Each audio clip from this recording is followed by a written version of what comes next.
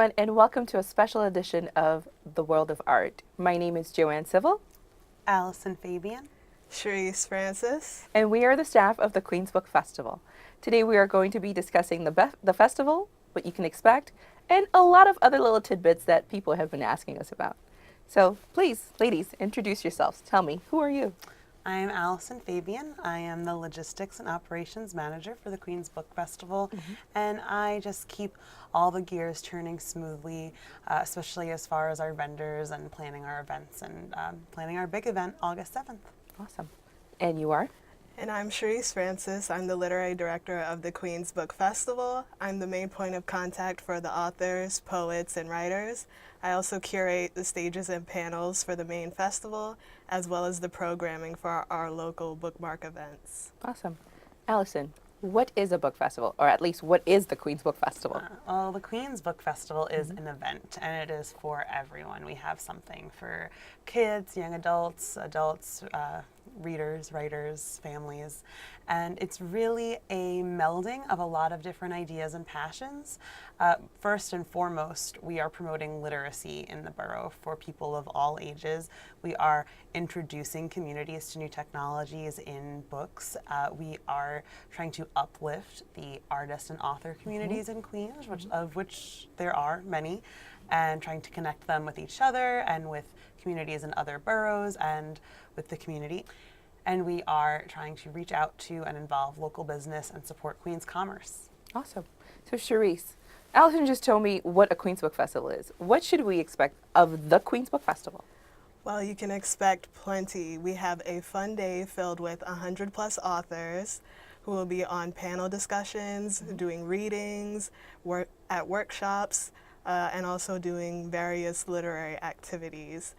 We also have giveaways and special surprises in store for everyone. We have 4 stages. First is the marquee main stage, where there will be panel discussions discussing various topics from censorship to multicultural identity to books set in Queens to speculative fiction. We have a young adult stage where authors will be discussing their books within the young adult literature. We have a children's stage where authors will be reading from their books and doing fun activities with the kids. We have a food stage called the Paper Plate Series, where cookbook authors and chefs will be discussing their books and foods that are found within Queens itself. We also have 4 tents, a spoken word tent, 2 reading tents where local authors can come and read their latest books, and we have a workshop tent. In the reading tents, we have kids who won our school writing contest, and they will be reading their winning work. Awesome. That sounds amazing. We have a lot going on here. Now, how can people get involved? There's a lot that's going on. There's a lot that we're looking forward to. How can the borough or people outside of the borough get involved with us? Well, we want a ton of community involvement. We are looking for volunteers for the actual festival as well as some of our upcoming events. Right. We are also seeking interns to join the staff of the book festival, and there's a lot of opportunities for local business to support the festival and to promote themselves and their business by being sponsors. And they can sponsor any of the various stages that Sherese mentioned, and we'll obviously connect them with the stage that will best work with their brand. Now, can we also do specialized sponsorship packages for them?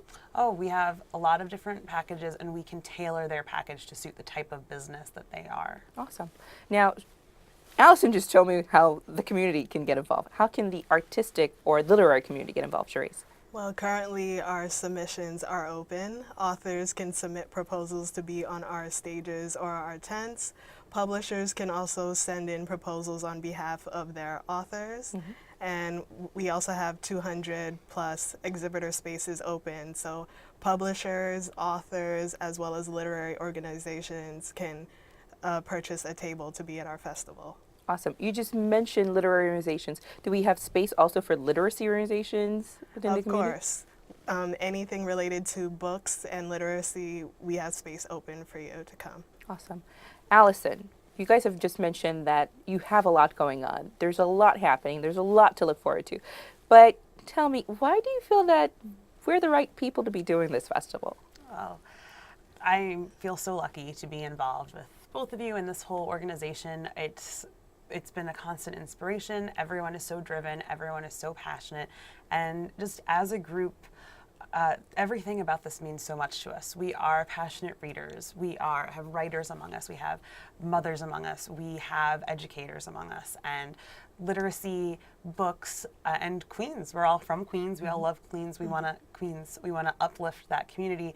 It means a lot to us. But why are we the right people? Because not only do we love all of those things, but we are the people with the drive, willing to put in the hard work and time it requires to pull off such an awesome event. Amazing. Thank you.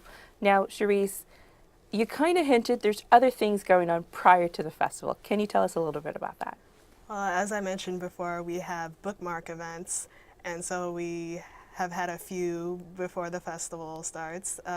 We just had our literary crawls in April, and so we had spoken word performers as well as literary organizations coming and doing fun activities for the neighborhoods of Long Island City and Forest Hills. We also have a panel discussion coming in June, as well as our reading series coming in July. Now, the reading series, this is our second year doing it. We started last year in Jamaica, Queens, and so we're going to continue it again this year, traveling to Forest Hills. We're calling it a traveling reading series. We want to go to different boroughs in Queens to showcase various authors. Now, what is the title of the reading series that you just mentioned? It's called A Borough Without Borders. Wow. Great title, Sherese. So tell me, Allison, what are you looking forward to the most at the Queens Book Festival? Oh, it's really hard to pick one thing. There's so many awesome things going on that day, and there's definitely something to get out of it, whether you're a parent, a child, if you love reading, if you love writing, if you want to interact with other readers and writers in the community, or if you love food. But I am most excited about how fun it's going to be. It's going to have a real festival atmosphere. It's going to be a really great day. Awesome. So what about yourself, Sherese? What are you looking forward to the most? Well, we've been working on this for over a year, and meeting so many authors and curating all these panels. I'm excited to see what the authors will be like in discussion with each other. Like, I pick the authors, but I don't know what they're going to be like interacting with each other, so I can't wait to see that. Now, if we want to find out more information about the book festival, where can we go to? Oh, well, there's www.queensbookfestival.nyc, our website. There's our Facebook page, Queens Book Festival, and we are all over Twitter at Queens Book Fest. We have an Instagram. We have a awesome podcast called Q Borough Book Chat, and we do an interview series with authors and artists that we've been working with that you can find on our website. Awesome. Now, Sherese, I know that there's a interview series that you do as well. There's also a Spanish-speaking, an interview series for authors who are Spanish speakers, the Latino community. Mm-hmm. Can you tell me just a little bit about that? Well, we have two main interview series. We have Paint and Paper, which is where we interview local authors as well as visual artists, and we have Tertulias Literarias. Good job. See, I'm good. Where we interview local Latino writers from across the city. So. Awesome. I remember that we have a special thing that we're doing today. So we're going to basically introduce the audience to the kind of things that we were involved in when we were children, the kind of books we got involved in, the kind of literary activity that we got involved in, just so you can get to learn about us personally a little bit. So Allison is going to pull out the magic hat. And from the magic hat, we're going to pull out questions that tell you a little bit about each of us. So I'm going to start first. Yeah. So I'm going to hopefully pick a question that's not my question, or actually a statement that's not my statement. So let's see here. Okay, the first one says, okay, I can't see. Sorry. It says, my first 100 grade or my first something grade in high school, Oh, the first time I got 100 in high school English was an essay on the death of a salesman. I'm going to say that this is Sherese. Yeah, I remember specifically in high school with Mr. Wamstaker. Yeah, he announced that, oh, Sherese got 100 on Death of a Salesman, and it was so embarrassing because everybody was looking at me, and he was like, if you want advice on how to write an essay, go to Sherese, and I was just trying to sink in my seat so no one would pay attention to me. Yeah, so that was kind of cool having that. Awesome. Go right ahead, Allison. My turn. Okay, let's see. Pick out. I'll go with this one. I am currently reading Margaret Atwood's The Robber Bride. Is it Johanne? Mm-mm. Is it Sherese? Yes. Yeah, I heard Margaret Atwood's a great author, and she writes a lot about feminism and women archetypes, so I wanted to check her book out. So. I love Margaret Atwood. I've read a couple of her books, and I think Yay. she's the best. Yeah.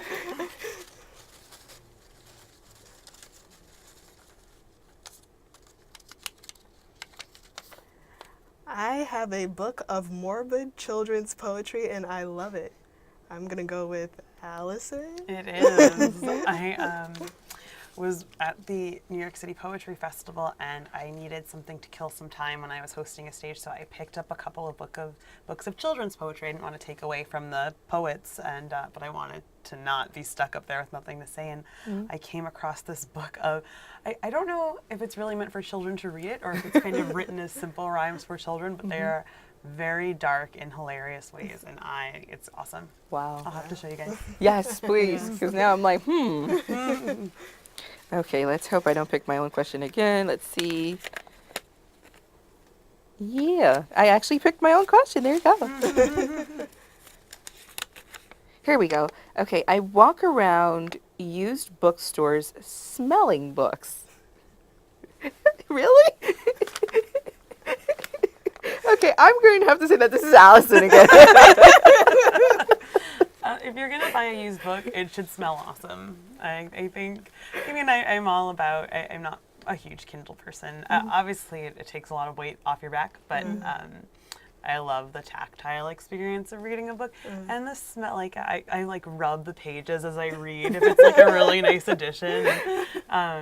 Or like Americana, you can rub the cover the whole time because it's so awesome. So yeah, if a book smells good, it's a big plus. And if you're buying a used book, it should have that good book smell. There you go. I'm not as weird as it sounds. I'm just walking around like that. Okay, let's see. Oh, that's me. Let's try again. And that's also me. Okay. My goal is to attend every major book festival in the world before I kick the bucket. That's a hard one. Johanne? Yeah. I know a couple of other directors of other book festivals throughout the United States, and they each tell me about the one that's been the most wonderful experience for them. So what I did is I created a I created a list of all the book festivals in the world that I would love to attend. There's a couple in Europe. Obviously, there's several in the United States, and I totally want to be at every single one of them. But the Middle East is the one that I'm really looking forward to because I saw pictures, and I'm like, wow, you've got to be kidding. It looks super duper magical is the best way I can say it, because, I was the kid who was a fan of Aladdin. So when I saw some of the pictures, I'm like, ooh, I gotta go to some of this. Yeah, but so before I kick the bucket, I really want to do every single book festival in the world. It's a good bucket list goal. Right? Yeah. Okay.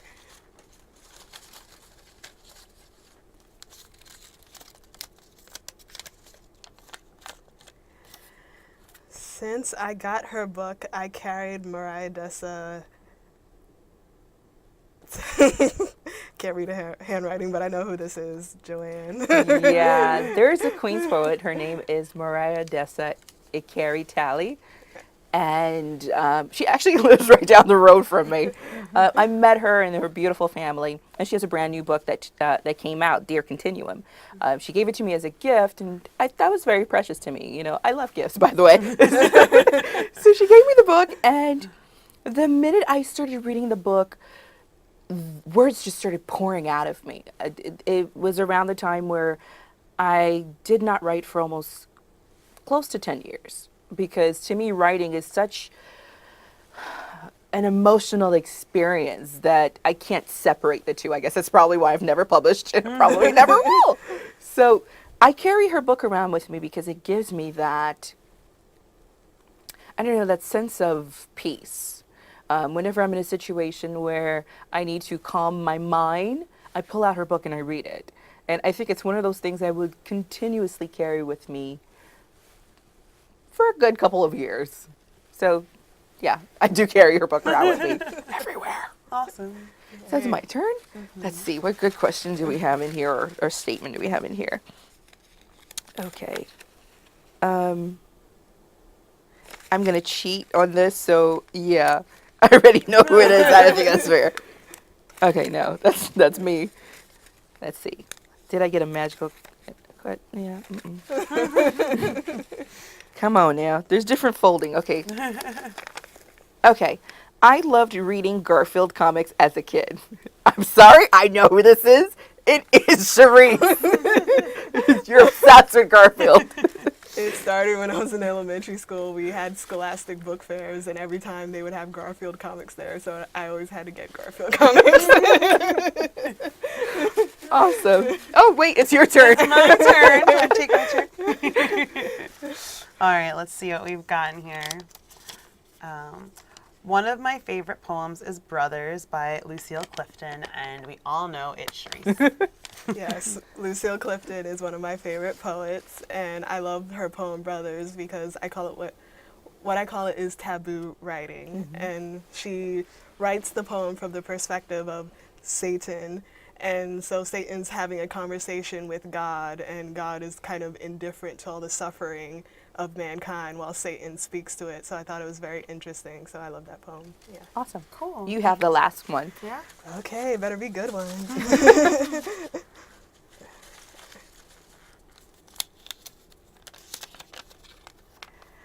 My first volunteer gig was reading to children at a daycare.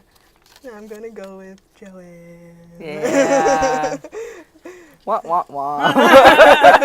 Yeah, that was my first volunteer gig, is what I call it. I was a kid in middle school, and we had a daycare center right next to us. It was technically right on campus.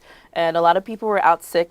I don't know, it was probably the flu. And they asked if any of us wanted to volunteer. Oh yeah, I was a peer counselor at the time. Over until you were here. And, I decided to volunteer. I went in and I actually had to read the Bumblebee story first because I didn't know the song. After doing it, I was like, okay, dude, I'm gone. I'm done for the day. I want to read to the kids. So I had an opportunity to sit down and read to the kids. So hopefully everybody just had an opportunity to get to learn a little bit about us. If you would like more information about the Queens Book Festival, you can visit us at www.queensbookfestival.nyc. You can also find us on Facebook, which is Queens Book Festival. And you can also find us on Twitter and Instagram at Queens Book Fest. We hope you had a wonderful time with us today. Don't hesitate to reach out, and we cannot wait to see you on August 7th at City Field.